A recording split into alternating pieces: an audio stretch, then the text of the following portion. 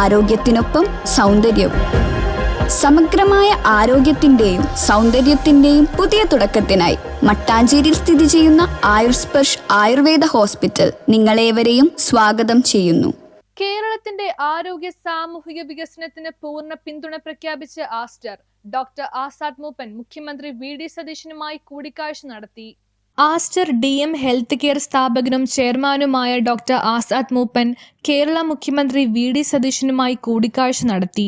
ആരോഗ്യം, വിദ്യാഭ്യാസം, തൊഴിലവസര സൃഷ്ടി, അടിസ്ഥാന സൗകര്യ വികസനം, സാമൂഹിക ക്ഷേമം എന്നിവയ്ക്ക് ഊന്നൽ നൽകിക്കൊണ്ട് പുരോഗമനപരവും വികസനോന്മുഖവുമായ ബഡ്ജറ്റ് അവതരിപ്പിച്ചതിന് അദ്ദേഹം മുഖ്യമന്ത്രിയെ അഭിനന്ദിച്ചു. കൂടിക്കാഴ്ചയിൽ കേരളത്തോടുള്ള ആസ്റ്ററിന്റെ ദീർഘകാല പ്രതിബദ്ധത ഡോക്ടർ ആസാദ് മൂപ്പൻ വീണ്ടും ഉറപ്പിച്ചു.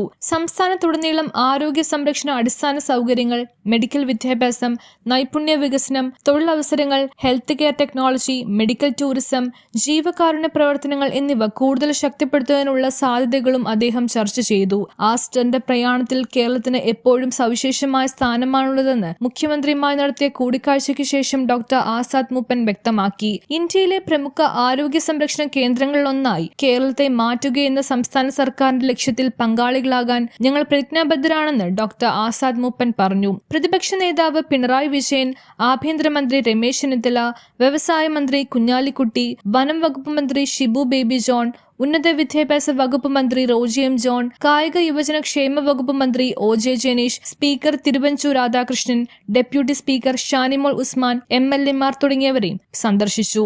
News bureau, Ernakulam.